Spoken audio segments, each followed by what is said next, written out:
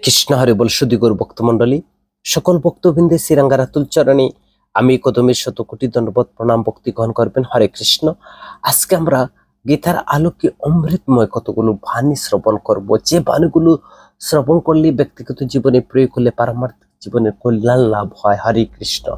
তো সর্বপ্রথম আমার একটি ছোট্ট অনুরোধ, আপনারা সম্পূর্ণ বাণীগুলোর কথা শ্রবণ করবেন এবং পরবর্তী কৃষ্ণ সম্বন্ধে ভিডিও পেতে চ্যানেলটিকে সাবস্ক্রাইব করুন। হরে কৃষ্ণ। প্রথম হচ্ছে ঈশ্বরকে নিরন্তর স্মরণ, স্বার্থ ত্যাগ, সকলের প্রতি সমভাব রাখা উচিত।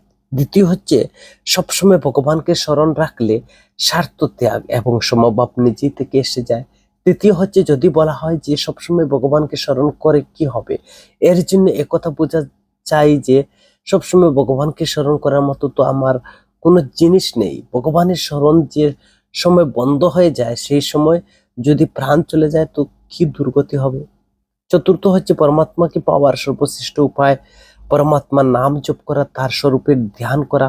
যদি তাড়াতাড়ি কল্যাণ পেতে হয় তাহলে এক মুহূর্তের জন্য জপ ধ্যান বন্ধ করা উচিত নয়। নিরন্তর জপ ধ্যানে সহায়ক হলো বিশ্বাস, আর বিশ্বাস উৎপাদনের সহজ পথ হলো সৎসঙ্গ এবং কেঁদে কেঁদে ঈশ্বরের কাছে প্রার্থনা করা। তিনি সমর্থ, তিনি সবকিছুই করতে পারেন। নাম্বার 5, যুগের দ্বারা, ভক্তির দ্বারা অথবা জ্ঞানের দ্বারা যেভাবে হোক অজ্ঞানকে দূর করে জ্ঞান প্রাপ্ত হওয়া প্রয়োজন। সেই জ্ঞান ভক্তি থেকে হতে পারে, জ্ঞান মার্গ সাধন হতে পারে। নাম্বার 6, যে কাজের জন্য আমরা এসেছি তা সম্পন্ন করাই হচ্ছে সর্বশ্রেষ্ঠ যথার্থ কাজ। আমরা এসেছি পরমাত্মাকে প্রাপ্ত করার জন্য। প্রথমে পরমাত্মাকে প্রাপ্ত করে নিতে হবে, অন্য কোনো দিকে তাকাবার প্রয়োজন নেই। অন্য কোনো কাজ এক মুহূর্তের সময় দেওয়া উচিত নয়। নাম্বার 7, কালকের কোনো ভরসা নেই, পর মুহূর্তে কি হবে জানা নেই। এই জন্য তাড়াতাড়ি তীব্রতার সঙ্গে সাধনার সাফল্য অর্জন করা উচিত। সর্বশ্রেষ্ঠ সাধনা হলো পরমাত্মার নাম জপ করা এবং তার স্বরূপের ধ্যান করা। যে নাম এবং স্বরূপ রুচি আছে তার জপ ধ্যান করা। নাম্বার 8, সকল সাধনাতেই জপ ধ্যানের প্রয়োজন, জ্ঞান মার্গ, ভক্তি মার্গ অথবা যোগ মার্গই হোক। নাম্বার 9, ভগবান বলেন তুমি আমাতে মন নিক করো, আমার প্রতি মন লাগালে কঠিনতর সংকট পার হয়ে যাবে। নাম্বার 10, ভগবানের নাম জপ এবং স্বরূপের ধ্যান করে সব সময় অতিবাহিত করা উচিত। একটি মুহূর্তের জন্য এ কাজ বন্ধ করা উচিত নয়। নাম্বার 11, বিঘ্ন সৃষ্টিকারীরা বিঘ্ন সৃষ্টি করতে থাকবে কিন্তু নিজে সেই সবে বিঘ্ন জড়ানো উচিত নয়, খুব তৎপরতার সঙ্গে চলতে হবে। নাম্বার 12, আমাদের প্রতি ভগবানের অপার কৃপা আমরা মনুষ্য জন্ম লাভ করেছি। এত কৃপা লাভ করেও যদি আমরা ভগবত প্রাপ্তি বঞ্চিত থাকি তাহলে আমাদের পক্ষে লজ্জা এবং দুর্ভাগ্য। নাম্বার 13, তুলসীদাস বলছেন যে এমন সুযোগ পেয়ে ভগবানকে লাভ করতে পারেনি সে মূর্খ, নিন্দার পাত্র। নাম্বার 14, সাধু মহাত্মাদের কাছে তাদের পরীক্ষা করবার জন্য যাওয়া উচিত নয়, আর পরীক্ষা হতেই পারে না। নাম্বার 15, যার সঙ্গে করলে ভালো গুণ হবে, ভালো আচরণ হবে তার সঙ্গ করা উচিত, নিজের কাছে তিনি তো মহাত্মা। নাম্বার 16, কারো অবগুণের দোষের দিকে মন দেওয়া উচিত নয়, তা নিয়ে আলোচনাও করা উচিত নয়। কাকে শ্রদ্ধা করা উচিত? নাম্বার 17, যার মধ্যে স্বার্থ নেই, অহংকার নেই, যার মধ্যে সমতা আছে এবং যার মধ্যে পক্ষপাতিত্ব নেই, যার চেষ্টা অপরের ভালো করা, সেই মানুষকে শ্রদ্ধা করা উচিত। আর শ্রদ্ধা থাকা চাই পরমাত্মা, শাস্ত্রে এবং পরলোকে। নাম্বার 18, মানুষের বিশেষ করে তার স্বভাব সংস্কার করতে হবে। স্বভাব ভালো হলে আচরণ নিজের থেকেই ভালো হয়ে যায়। নাম্বার 19, অন্তঃকরণে যদি বৈরাগ্য আসে তাহলে মন ইন্দ্রিয় বশ করা সহজ হয়ে যায়। নাম্বার 20, বৈরাগ্যপূর্বক মন ইন্দ্রিয় সংযত করা ভালো জিনিস, কিন্তু বৈরাগ্য মুক্তি দানকারী। নাম্বার 21, ভক্তি মার্গ, জ্ঞান মার্গ দুইটি ভালো পথ, তবে তুলনামূলক ভাবে ভক্তি মার্গ সহজ, এ থেকে পতনের সম্ভাবনা কম। বৈরাগ্য কাকে বলে? নাম্বার 22, বৈরাগ্য তাৎপর্য হলো সংসারের প্রতি আসক্ত না থাকা। নিবৃত্তি কাকে বলে? সংসারের বস্তুগুলোর প্রতি প্রবৃত্তি না হওয়াকে নিবৃত্তি বলে। যদি এক দিক থেকে হাতি আসে আর অন্য দিক থেকে দুর্জন আসে তাহলে হাতির পায়ের তলায় পিষ্ট হয়ে মরে যাওয়া ভালো, কিন্তু দুর্জনের সঙ্গ করা ভালো নয়। হাতির পায়ে পিষ্ট হয়ে তো একবারই মারা যাবে, কিন্তু দুর্জনের সঙ্গ করে তাকে বারবার জন্ম মৃত্যুর চক্রে আবদ্ধ হতে হয়। যেমন সঙ্গ করা হবে তেমন জীবনে প্রভাব পড়বে, আর এই জন্য কুসঙ্গ করা কখনো উচিত নয়। নাম্বার 25, আজ থেকে সাধনার তীব্র করা স্বভাব শুধরে নিতে হবে, যাতে খুব তাড়াতাড়ি আসল কাজটি সাফল্য আসে। নাম্বার 26, সবসময় ভগবানকে মনে রাখলে অন্তিম সময় ভগবানের স্মৃতি জাগরিত থাকতে পারে। যে অন্তিম সময়ে ভগবানকে স্মরণ করতে পারে বা চলে যায়, সে পরম গতি লাভ করে। সেই জন্য সবসময় ভগবানকে স্মরণ রাখা উচিত।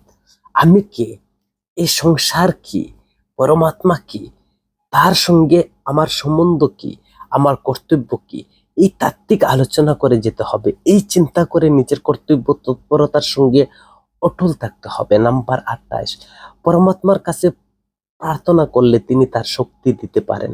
মুহূর্তের মধ্যে অসম্ভবকে সম্ভব করতে পারেন। ভগবানের স্বরূপকে বারবার মনে করে মুগ্ধ হয়ে যেতে পারেন। ভগবানকে পাওয়ার জন্য মহাত্মার পক্ষে এই কথা বলাই যথেষ্ট। সাধকের উচিত এই কথা শুনে ভগবানকে পাওয়ার জন্য তৎপর হওয়া, অন্য কোনো দিকে দৃষ্টি না দেওয়া। ভগবত প্রাপ্তির সিদ্ধিগুলোর বিঘ্ন স্বরূপ। যিনি কঠোর বৈরাগী মানুষ এবং তার সাধনা তীব্র হয়ে থাকে, এই জন্মে তার ভগবত প্রাপ্তি ঘটে। তা না হলে অন্তিমে তো তা হবে না, এতে কোনো সংশয় নেই। কিন্তু যারা সাধনা শিথিল, কল্যাণের কোনো নিশ্চয়তা নেই। সর্বদা তীব্রতর ভাবে বৈরাগ্যের দ্বারা সাধনা করা উচিত। পুণ্য ধর্ম করা উচিত নাকি উচিত নয়? পুণ্য ধর্ম করা উচিত, কিন্তু লক্ষ্য এক থাকা চাই। ভগবানের প্রতি ভালোবাসা থাকার জন্য পুণ্য ধর্ম করা উচিত। ভগবানের প্রতি যার ভক্তি আছে, তার কি পুণ্যকর্ম করা প্রয়োজন? ভক্তি বজায় রাখার জন্য তার তা করা প্রয়োজন। মহাত্মা কি পুণ্যকর্ম করতে হবে? তাকে কোন লোক সংগ্রহের জন্য করতে হয়? মহাত্মাও কর্ম করতে হয়, কারণ তাকে লোক সংগ্রহের জন্য মহাত্মাকে কর্ম করতে হয়। সিদ্ধান্ত হলো যে পুণ্যকর্ম নিষ্কাম কর্ম করতে হবে, সকাম ভাবে তা করা উচিত নয়। নাম্বার 36, অর্থ, নারী, শরীরের আরাম, মান, কীর্তি, এই 5টি বিঘ্নের মধ্যে 3টি খুবই শক্তিশালী, যে এগুলো থেকে পরিহার করা। মান, কীর্তি, সুন্দর রমণী, অর্থ, শরীরের আরাম, এসব হচ্ছে ভক্তি জীবনের বাধা। সমস্ত কথা ছেড়ে দিয়ে ঈশ্বরকে ভক্তি করতে হবে। ঈশ্বরের ভক্তি এবং জ্ঞানের এই দোষগুলো নিজের দৃঢ় করে নিতে হবে। ভগবানকে ভালোবাসতে হবে, এর দ্বারা ভগবত প্রাপ্তি হবে। অন্য সব কিছুর প্রতি ভালোবাসা দূর করে ভগবানকে ভালোবাসতে হবে। যে ভগবানকে বাদ দিয়ে অন্য কাউকে ভালোবাসে, সে মূর্খ। ভগবান, মহাত্মা, শাস্ত্রের প্রতি শ্রদ্ধা রাখা উচিত। এগুলো সাক্ষাৎ ভগবানকে প্রাপ্ত করায়। কেবল ভগবান ধ্যানের, ভগবানের স্মরণে, ভগবানের প্রতি শ্রদ্ধা, ভালোবাসা, ভগবানের নাম জপে এক একটি ভাবে ভগবানকে পাওয়া যায়। যার প্রীতিপূর্বক ভগবানকে ভজনা করে তাকে ভগবানকে পান। ভগবানের কেবল পূজা করলেই ভগবানকে লাভ করা যায়। নাম্বার 41, আসক্তি ত্যাগ করে নিষ্কাম ভাবে কর্ম করলে ভগবানকে পাওয়া যায়। ঈশ্বর লাভের 2টি খুব সহজ করে দেয়। একটি হলো বিবেক, আর দ্বিতীয় হলো তীব্র বৈরাগ্য। বৈরাগ্যপূর্বক সংসারের নিবৃত্তি হয়। নাম্বার 43, প্রতি মুহূর্তে সাধনা বৃদ্ধি করা উচিত, কোনো সময়কে অবহেলা করা উচিত নয়। যত বড় পাপী হোক না কেন, ভগবানের শরণাগতি হলে তার মুক্তি হয়ে যায়। যত বড় মূর্খ হোক না কেন, ভগবানের শরণাগত হলে তার মুক্তি হয়ে যায়। সময় যদি নিতান্ত কম থাকে, যদি আজও মৃত্যু হয়, তাহলে আজই ভগবানের শরণ নিলে উদ্ধার হয়ে যাবে। মনের মধ্যে কখনো হতাশা সৃষ্টি করবেন না। আমাদের উচিত সকল প্রকার ভগবানের শরণ নেওয়া। সকল পরিস্থিতিতে, সকল অবস্থান থেকে সৎসঙ্গের প্রভাবে ভগবান লাভ হয়। সৎসঙ্গ নির্দেশিত পথে সাধনা করলে ভগবানকে লাভ করা যায়। নাম্বার 48, মনুষ্য শরীর লাভ করে যদি পরমাত্মাকে পাওয়া যায় না, তবে মনুষ্য শরীরকে হত্যা করা। এ কথাটি চিন্তা করে সংসারের প্রতি বৈরাগ্য এনে তীব্রতার সঙ্গে সাধনা করা উচিত। 49 নাম্বার, যে মনুষ্য শরীর লাভ করে বিষয় ভোগ করে, সে অমৃত ত্যাগ করে বিষ ভক্ষণ করে। সংসারের বিষয় ভোগকে ঘৃণিত কাজ বলে মনে করে তা সম্পূর্ণরূপে ত্যাগ করা উচিত। বিরাগী মানুষের সঙ্গ চিন্তা স্মরণ করলে বৈরাগ্যের সৃষ্টি হয়। ভগবান আমাদের মনুষ্য জীবন দিয়েছেন, চিন্তা ভাবনা করলে তিনি তাও দিয়েছেন। যে আমাদের মনুষ্য মাত্রই পরমাত্মাকে প্রাপ্ত করার অধিকার রয়েছে। পরমাত্মাকে পাওয়ার জন্য কিছু করার দরকার নেই, কেবল পরমাত্মাকে পাওয়ার তীব্র ইচ্ছা, তার ইচ্ছাটি করতে হবে, আর অন্য সমস্ত ইচ্ছা নিঃশেষ করতে চাই। আজ থেকে মৃত্যু পর্যন্ত নারায়ণের, ভগবানের কীর্তন করতে হবে। এক মুহূর্তের জন্য ভগবানকে যেন ত্যাগ না করেন। দিনের হাতে কখনো ত্যাগ করা চলবে না। যখন জাগ্রত অবস্থায় আপনার ভজনে করবার অভ্যাস হয়ে যাবে, ঘুমন্ত অবস্থায় ভগবানের ভজনা হতে থাকে, যখন 18 ঘন্টা নিরন্তর ভগবানের ভজনে থাকবে, তখন ঘুমাবার 6 ঘন্টাই তো ভজনের মধ্যেই থেকে যাবে।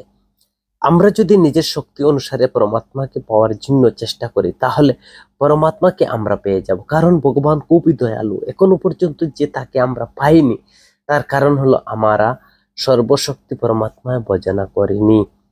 নিজে তো একটাই দায়িত্ব, সবসময় ভগবানকে স্মরণে রাখা আর সব সময় ভগবানের কীর্তন করা, তাহলে সমস্ত দায়িত্ব ভগবানই নিবেন। যে বলে আমি ভগবানের খুব ভজনা করে, সে ভগবানের তত্ত্ব বুঝে না, তার কাছে ভজনা তার স্বরূপ, ভগবানের রহস্য বুঝতে পারে না বলে কোথায় আমার ভজন হচ্ছে। যতক্ষণ পর্যন্ত ভজন না হচ্ছে ততক্ষণ কার্য সিদ্ধি হবে না।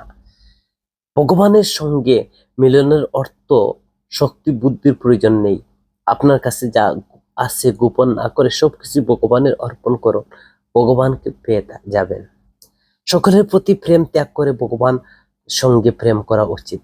ভরতের মতো অবস্থা হওয়া যাওয়া চাই, তাহলে ভগবানের সঙ্গে মিলনের আর দেরি হবে না। ক্ষুধা তৃষ্ণা নিদ্রা দোষ বোধ থাকা উচিত নয়। রাত্রি দিন ভগবানের ক্রন্দন আকুলতা থাকা চাই। মন যেখানে যেখানে যায় সেখান থেকে সরিয়ে এনে ভগবানের ধ্যানে নিমগ্ন করা। পরমাত্মা মহাত্মা সাহায্য নিতে প্রস্তুত, তার কাছ থেকে সাহায্য পেতে চাই। নিজের কাজ হলো মনকে ভগবানে নিয়োজিত করা, প্রতি মুহূর্ত মনের সামনে ভগবানকে রাখা। ঈশ্বর এবং মহাত্মার আদেশ পালন করবার জন্য অধিকতর জোর লাগাতে হবে। গীতার আদেশকে ভগবানের আদেশ বলে বুঝে নিতে হবে। নাম্বার 66, মন ইন্দ্রিয় সবকিছু ভগবানকে অর্পণ করে দিতে হবে। ইন্দ্রিয় দ্বারা যদি ভগবানের কাজ হয়, তবে বুঝে নিতে হবে যে এইগুলো ভগবানকে অর্পণ করে দেওয়া হয়েছে। মনের দ্বারা ভগবানকে মনন করা, কানের দ্বারা ভগবানের নাম কীর্তন শ্রবণ করা, চোখের দ্বারা ভগবানকে দর্শন এবং অন্য সবকিছু ইন্দ্রিয়ের দ্বারা ভগবানকে সেবা করা উচিত। নাম্বার 67, সংসারে ঝামেলা থেকে দূরে থাকা, সংসারের প্রতি বৈরাগ্য থাকা যায়। পরমাত্মা প্রাপ্তির মান ও কীর্তি বড়ই বিঘ্ন ঘটায়। যারা কল্যাণ চায় তারা উচিত মান সম্মানকে ঘাতক বলে মনে করে দূরে সরিয়ে রাখা এবং ভগবানের ভজনা করা। নিজের মধ্যে ভগবত ভাবনা উদিত হলে যত বস্তু আছে সবইতেই ভগবানকে দর্শন হতে থাকে। তার দর্শন হলে অন্য ভাব বদলে যায়, তার বাণীতে অন্যের ভাব বদলে যায়। যিনি ভগবত প্রাপ্ত মহাপুরুষ, তার দর্শন ভাষণ স্পর্শে আত্মা পবিত্র হয়ে যায়।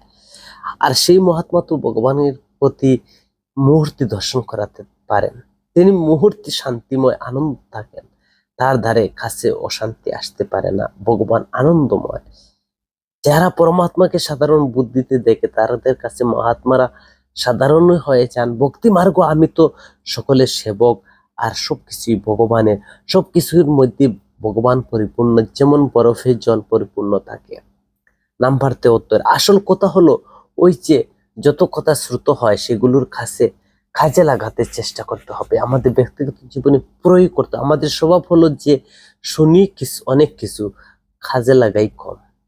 তো মানুষের জীবনের জন্য কাজ করে স্বার্থের জন্য, অহংকার সঙ্গে করে, এইসব কর্ম বন্ধন করে। কিন্তু ফলাকাঙ্ক্ষা রহিত স্বার্থ শূন্য হয়ে কেবল লোকহিতের জন্য অথবা ঈশ্বরের সেবার জন্য সেই কর্ম করা লাভদায়ক হয়, তা মানুষকে বন্ধন করে না। ভগবানের নিষ্কাম প্রেম হয়ে গেলে আর মুখের ইচ্ছাই থাকে না। ভগবানের প্রতি বিনা কারণে যে প্রেম, তা হলো বিশুদ্ধ প্রেম। নিষ্কাম ভাবে প্রেম করতে যদি কোনো ভুল হয় তবে তা ক্ষমা প্রাপ্ত হয়। কোনো লোক যদি টাকা পয়সার স্বার্থ ত্যাগ করে দেয় কিন্তু শরীরের আরাম ত্যাগ না করে, তাহলে সে কামুক। শরীরে আবার আরাম ত্যাগ করলো কিন্তু মান সম্মান ত্যাগ করলো না, তাহলে সে কামুক।